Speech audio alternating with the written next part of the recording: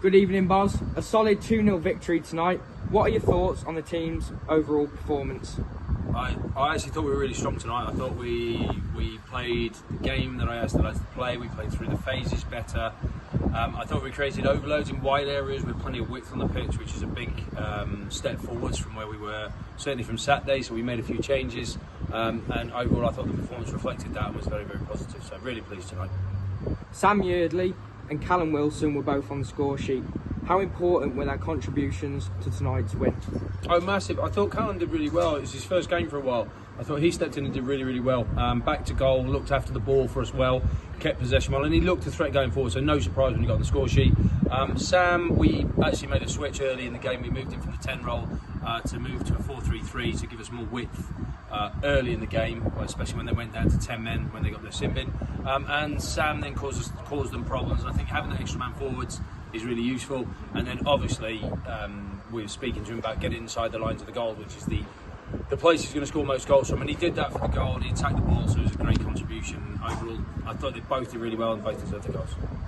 Joey Nixon's red card just before half-time was quite controversial.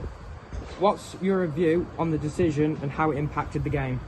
Well, firstly, I thought it was an unnecessary coming together with Sam Yeardley and then number 8. I didn't think that needed to happen. But then when they slid off the pitch, look, they got into a slight grapple, and unfortunately Melly broke out. Now, I didn't see what happened from there on in, if I'm honest with you, so I didn't really have a view, but the referee and the linesman have taken a view that Joey's throwing a punch. Joey tells me he didn't, he was just pulling people away from the situation, but look, we can't change it, we have no video evidence at this level, it doesn't matter now.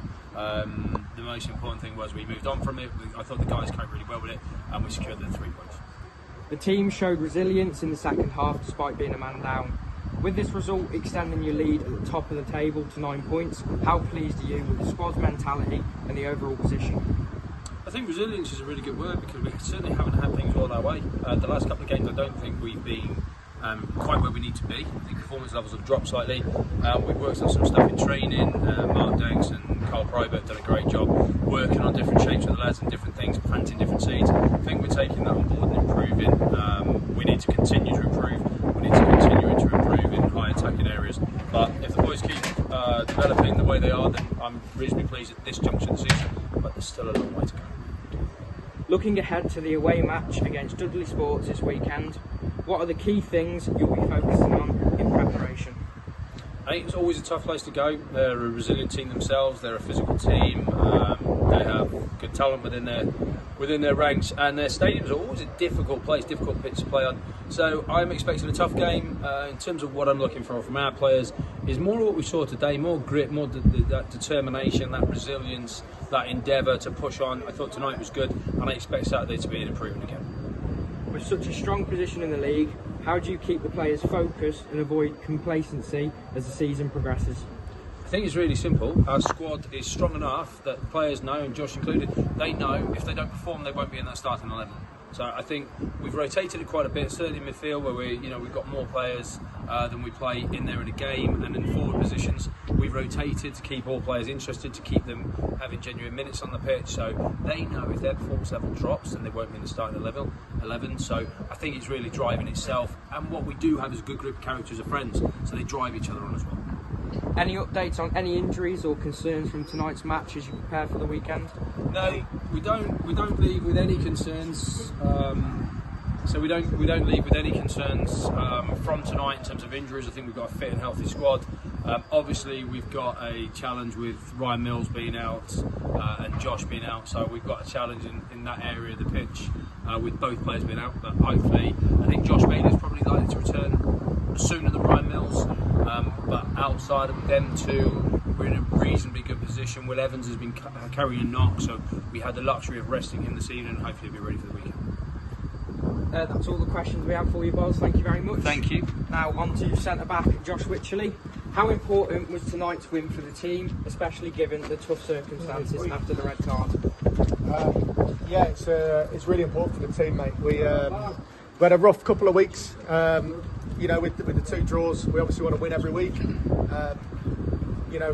It's a tough one. Come to a place like this, it's always going to be hard. They're going to make it hard for us. To come away with a clean sheet and a win, it's really important. What was the mood like in the dressing room at half-time, and how did the team regroup for the second half? Yeah, we went in. It was all quite emotional as we got into the dressing room, but we took 5 minutes.